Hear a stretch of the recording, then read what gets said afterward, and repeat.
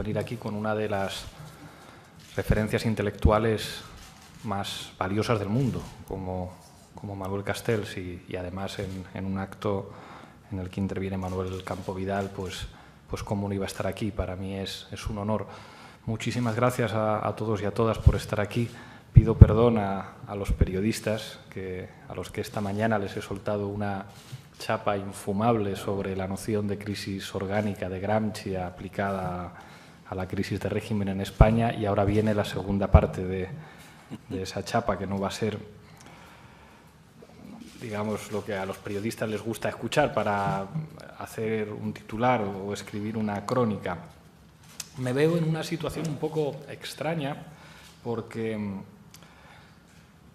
de alguna manera mi tema de especialización como politólogo, como aspirante a científico social, fueron los movimientos sociales. Hice una tesis doctoral en particular sobre los movimientos sociales globales y de alguna manera, si en algo soy especialista, es en eso. Entonces, aproximarme a este libro de Manuel Castells, precisamente,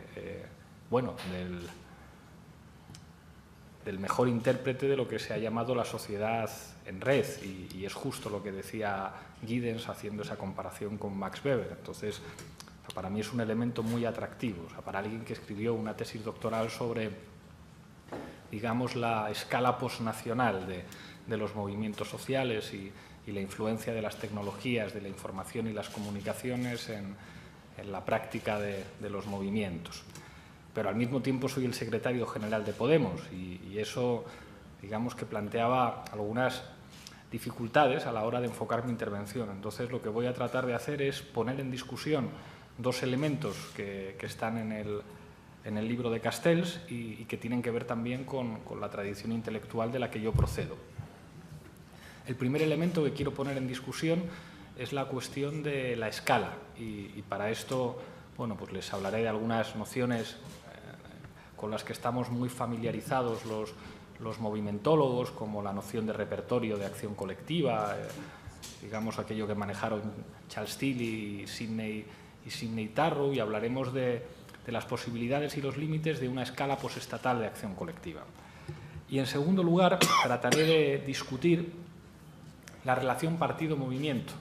Fuera de España no hay ninguna duda de que Podemos es la mejor expresión de un partido-movimiento, de un partido que en última instancia es la expresión de la conversión en partido político del movimiento 15M y de movimientos sociales adyacentes, y también trataré de problematizar y de discutir esto.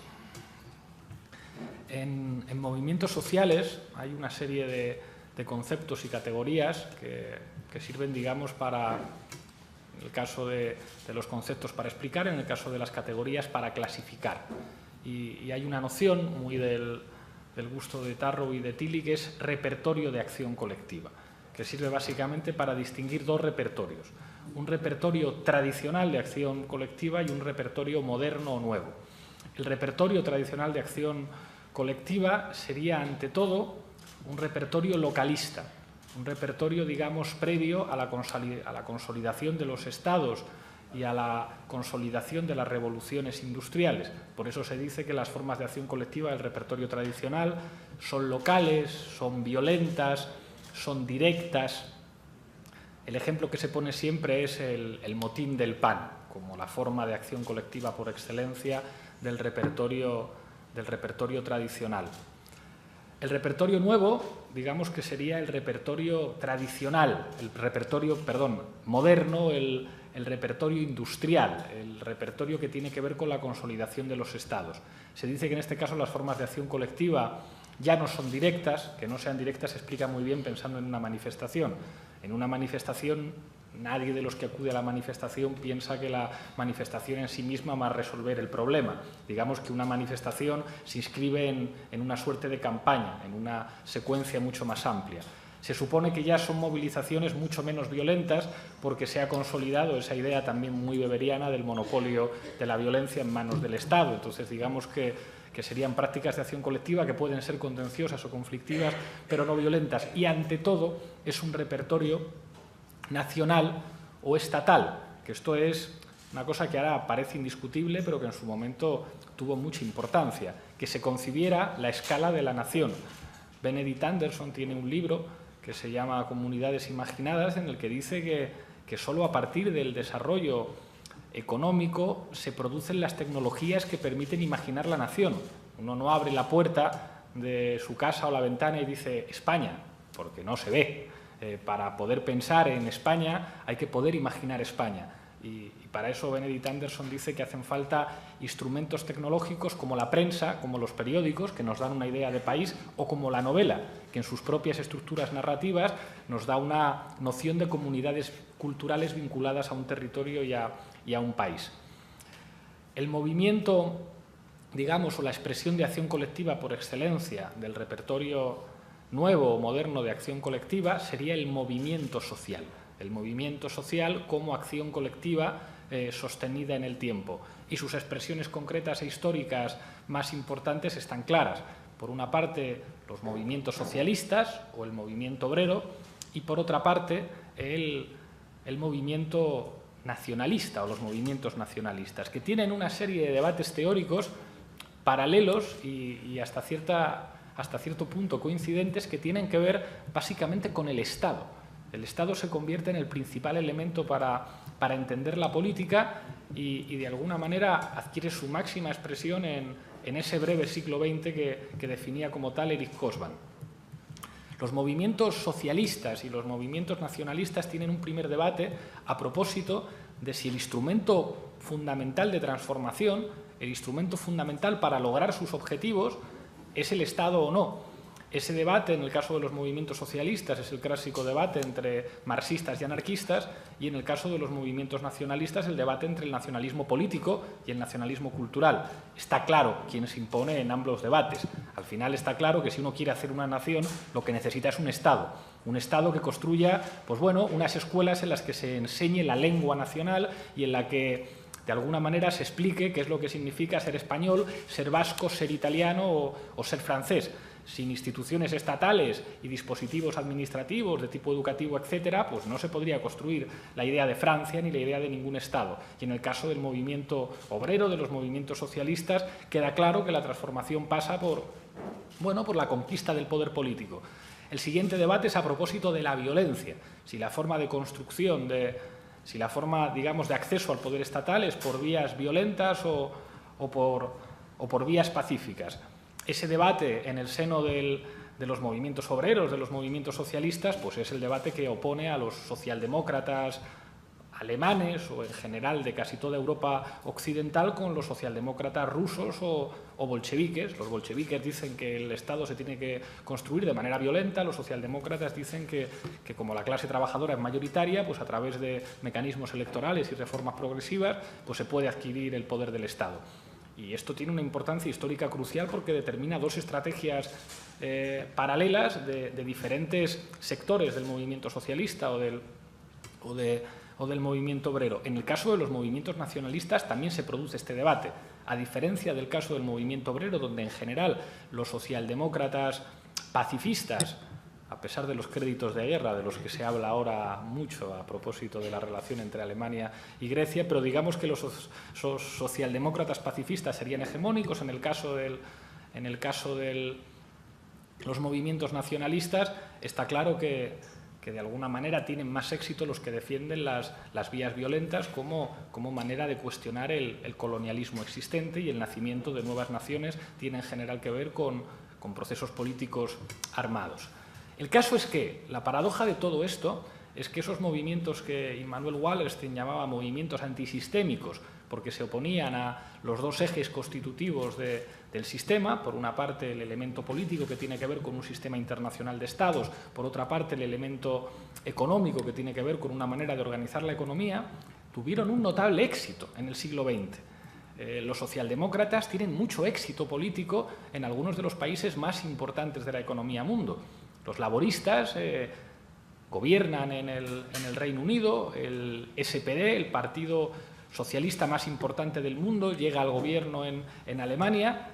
Al mismo tiempo, los movimientos de liberación nacional tienen un éxito enorme y en el siglo XX hay un nuevo proceso de descolonización que hace que el mapa del mundo vea cómo nuevos colores forman esa estructura política, pero es que incluso los movimientos herederos de los insurreccionalistas rusos también tienen un notable éxito en todo el mundo, en algunos casos por la llegada del Ejército Rojo y en otros casos, como en Yugoslavia, como en Albania, como en China, porque cuentan con estructuras políticas fuertes capaces de conquistar violentamente el poder político.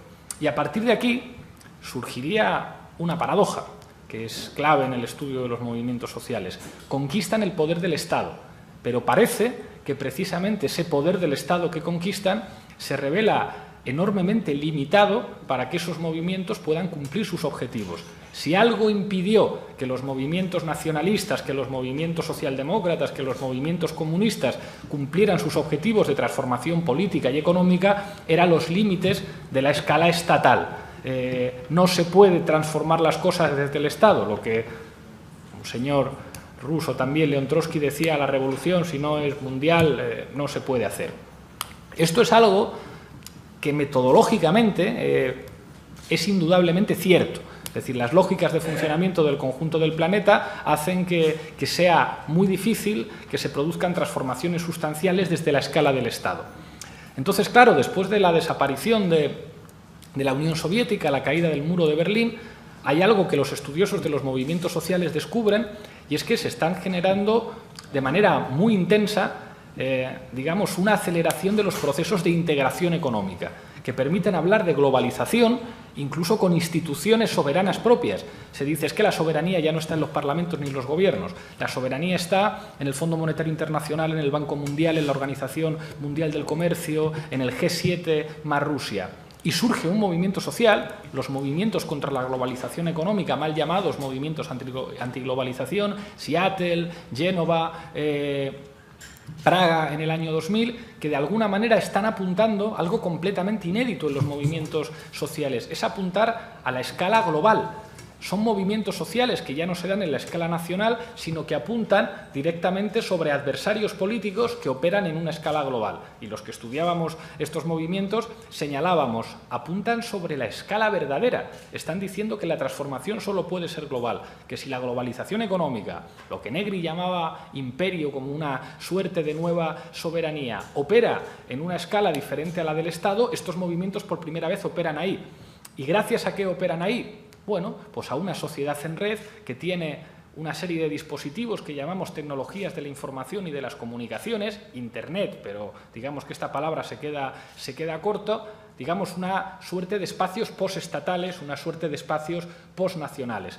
Tenemos una suerte de poderes globales que operan por encima de los estados, esto es incuestionable, sino que se lo cuenten Alexis Tsipras. Tú puedes ganar las elecciones en tu país, tener el apoyo de la mayor parte de la población en tu país, tener mayoría parlamentaria, pero no mandas tú. La soberanía está en mano de unos sapos a los que no ha votado nadie, que son los inversores y los acreedores, que son en última instancia los que mandan. Muy bien. Y ahora parece que hay movimientos sociales que operan a esa escala. Primer problema, primer elemento que como secretario general de Podemos contesto al Pablo politólogo y le lanzo la pregunta a Manuel, que es, claro, esto es verdad que el poder opera en escala global, pero al final la única manera de poder conquistar poder político en la realidad existente, la única forma de conquistar poder político es en el Estado. Entonces resulta que sabemos que el poder lo tiene la Troika, que el poder lo tiene el FMI, que el poder lo tiene el Banco Mundial, pero la única manera que tenemos de acumular poder político es presentarnos a elecciones en un país y que nos voten y tener los modestísimos instrumentos administrativos de un Estado. Primera contradicción. Sabemos que el poder opera en una escala posestatal, pero no tenemos manera de organizarnos políticamente fuera de esa escala. Es más, incluso las mentalidades de buena parte de la gente siguen operando en clave nacional, que se lo digan a los catalanes o a los vascos. Segundo elemento a problematizar en esta intervención, la cuestión del partido movimiento. Parecería que Podemos es la mejor expresión política del 15M. Hay una parte de verdad en esto. Es verdad que si el 15M fue el mejor síntoma de la crisis social del régimen del 78, Podemos fue su mejor expresión política, pero Podemos no es la traducción política del 15M. Es más, Podemos es la prueba de que en España no había movimientos sociales articulados fuertes que pudieran tomar la decisión como movimientos sociales de convertirse en otra cosa. Lo más importante del 15M, y este es el elemento que lanzo, no es lo que está ocurriendo en las plazas, es lo que está viendo la gente en la televisión o a través de las redes sociales que está ocurriendo en las plazas.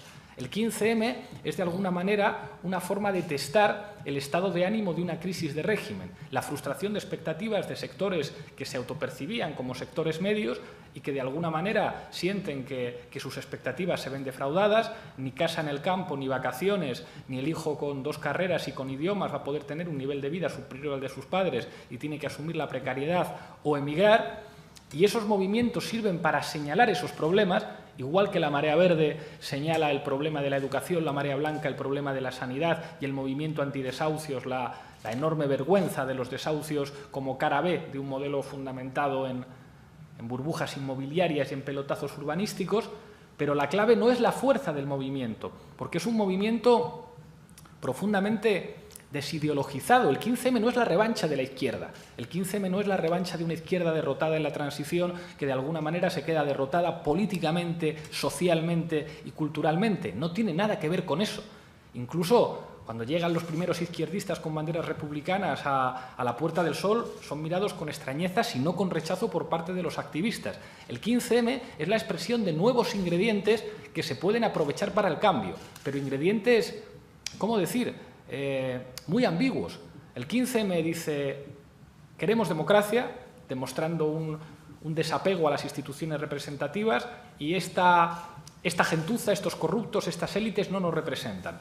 La reflexión que hacemos en Podemos es: el 15M está señalando las posibilidades de la nueva política, que no son las posibilidades de venganza de la izquierda, sino las posibilidades de construir algo nuevo sobre una crisis de un régimen que no ha sido derrotado, un régimen que en todo caso ha sido superado por circunstancias que tienen que ver con la crisis financiera, pero que no ha sido derrotado ideológicamente. No es la vuelta de la izquierda, no es la vuelta de los valores que apuestan por una sociedad más justa, es la posibilidad de reinventar esos valores en un contexto completamente nuevo, en el que los movimientos sociales no son la articulación de una inteligencia colectiva que se convierte en partido político. No. Lo que hay es pues un grupo de observadores con experiencia universitaria que en general se han dedicado al trabajo intelectual, que dicen: el terreno fundamental de batalla es la televisión y las redes sociales, que es lo que nosotros humildemente hemos experimentado en espacios como La Tuerca o en espacios como Twitter o como las redes sociales. Lo que tenemos que hacer ahora es asumir que ese terreno de juego ideológico es el terreno fundamental. Es decir, que la política no está en los partidos políticos, la política está en los medios de comunicación. Esto lo digo muchas veces. La gente no milita en los partidos, la gente milita en los medios. Uno milita en El País, en ABC, en La Razón o en El Mundo. Uno milita en la cadena COPE, en la cadena SER o en Onda Cero, no en los partidos. Son los medios de comunicación los que bajan línea política, los que dan argumentarios, los que enseñan a la gente lo que tiene que pensar o lo que tiene que opinar. No opina lo mismo de la ley Mordaza que el oyente de la COPE que el oyente de la SER. Ese terreno es en el que nosotros disparamos como una guerrilla, en el que los movimientos sociales no tomaron en una gran asamblea la decisión de transformarse en partido político, sino que de alguna manera señalaron los elementos de un malestar que podía ser aprovechado políticamente. Creo que con esos 2 elementos en discusión tenemos material de sobra para discutir. De Burkina Faso, lo cierto es que no tengo ni idea, entonces no podría hacer ninguna valoración. Respecto a la cuestión de Grecia, bueno, el poder sigue siendo una relación, el poder siempre ha sido una relación. Sí. Y en este caso una correlación de fuerzas enormemente compleja, que no se da además en clave ideológica. Desprecio enormemente a quien plantea: pero entonces, ¿Tsipras tiene narices o no tiene narices? ¿Se vende o no se vende? ¿Cede o no cede? El mundo tiene poco que ver con los principios que uno pone encima de la mesa. Yo creo que los principios de Alexis están muy claros. El mundo y la política tiene que ver con correlaciones de fuerzas, y en Europa y en Grecia ha habido una partida. Una partida en la que se ha visto algo que yo no me esperaba, y es el resultado del referéndum con 20 puntos de diferencia. Ganar un referéndum con 20 puntos de diferencia cuando hay colas en los cajeros automáticos de tu país es heroico. Es decir, los griegos han votado con heroísmo, es decir, han votado con el corazón. Eso no era imaginable. Es muy difícil que un país que impone controles de capitales que afectan al conjunto de la población pueda arrasar en un referéndum así. Pero al mismo tiempo, esa misma población mayoritariamente quiere permanecer en el euro. Entonces, claro, tenemos muerte o muerte. ¿Qué es lo que podía hacer el Gobierno? Tenía dos opciones. Una, ganar tiempo y asumir un acuerdo malo en el que por lo menos empieza a hablar de reestructuración de la deuda y se gana tiempo, o hacer algo que la mayor parte de los griegos no querían y que además es seguramente incompatible con que haya elecciones cada 4 años. A mí me divierto muchísimo con los economistas radicales que dicen hay que salir del euro. Y es como, ya, si tú de economía sabes mucho, pero tú sabes lo que es presentarte a las elecciones cuando tú informas a todos los ciudadanos de tu país que todos los ahorritos que tenían en el banco dejan de ser euros para pasar a ser ahorros en una moneda que vale 4 o 5 veces menos que el euro. O sea, todavía si tienes 20 años para gobernar, sin presentarte a las elecciones, a lo mejor en 20 años les explicas que ha ido muy bien, que devaluar está muy bien y que puedes organizar la economía desde una posición ventajosa. Creo que lo que ha ocurrido en Grecia es, bueno, pues la verdad del poder. Creo que si se articulan una suerte de nuevos poderes, de nuevos gobiernos en Europa que planteen un giro social muy modesto, con la voluntad de hacer políticas neokeynesianas y políticas redistributivas, si nosotros logramos doblarles el brazo a los socialdemócratas y hacer que cambien de bando y se sumen un poco pues, al bando de lo que deberían defender los socialdemócratas, al campo de la socialdemocracia que debería implicar defender los derechos sociales y una cierta redistribución y un cierto bienestar, habrá una posibilidad. Y si no, vendrá Marine Le Pen. Y vendrá Marine Le Pen y dirá, he ganado las elecciones en Francia, somos un país con armas nucleares y a partir de ahora nuestro principal aliado a nivel diplomático es Rusia. Y a lo mejor ni Unión Europea ni OTAN. Buena suerte, buena suerte. Sí, de acuerdo, totalmente. Buenos días. Ha dicho que despreciaba profundamente a quienes consideran lo que acaba de suceder en Grecia como una rendición de Tsipras.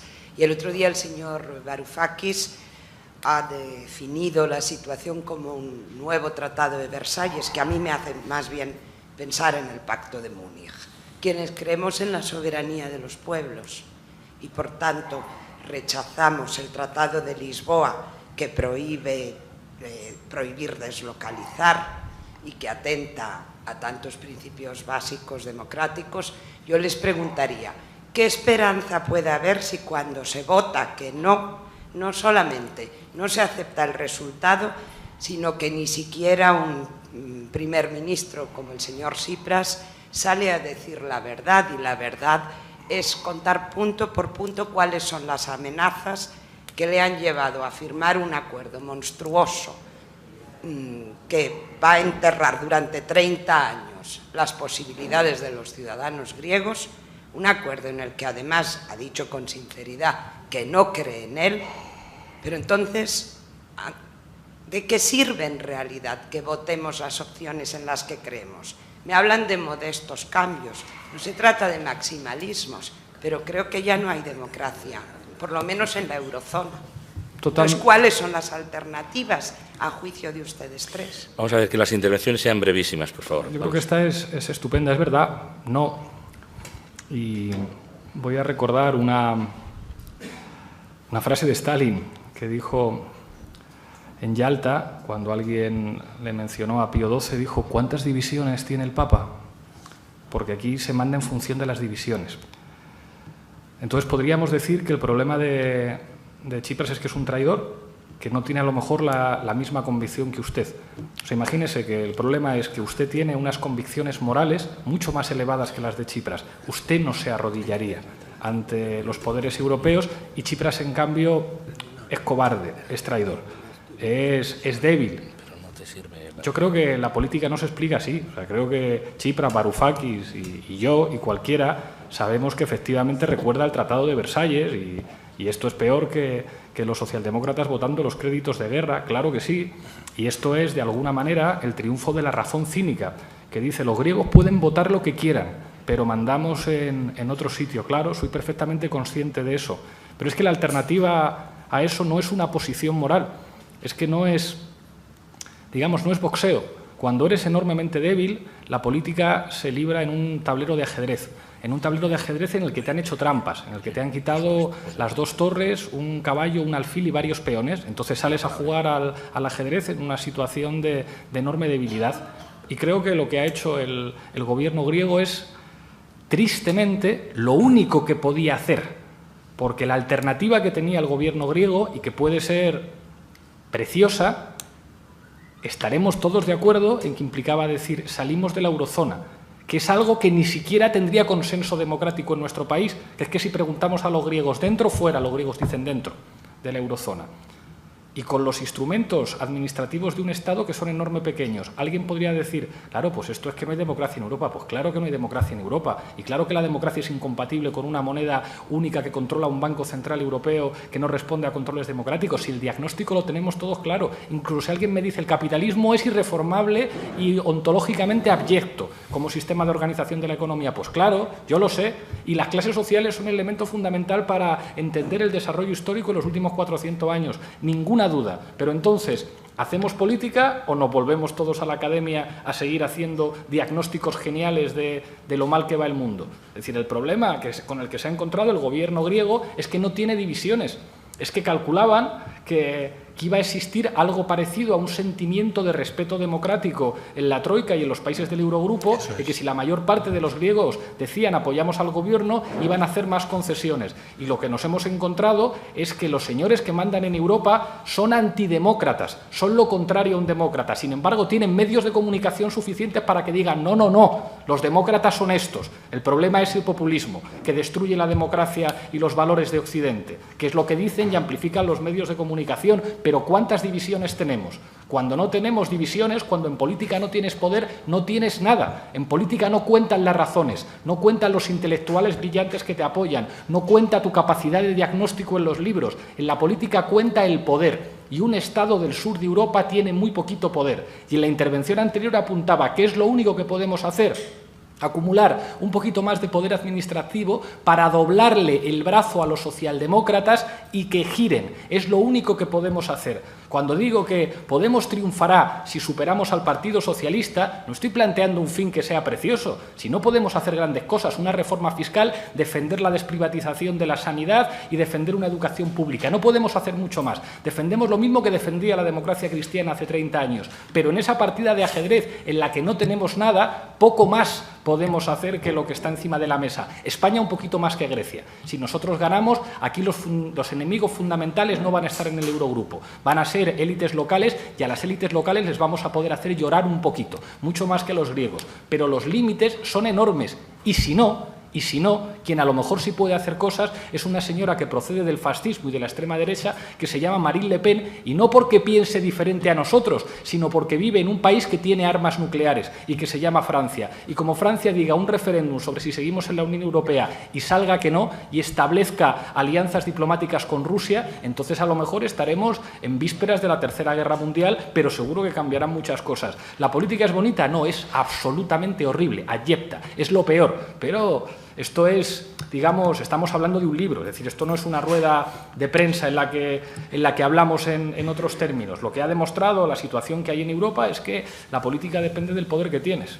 Manuel Castells va a intervenir. Una postilla muy rápida a este análisis que comparto enteramente, Pablo.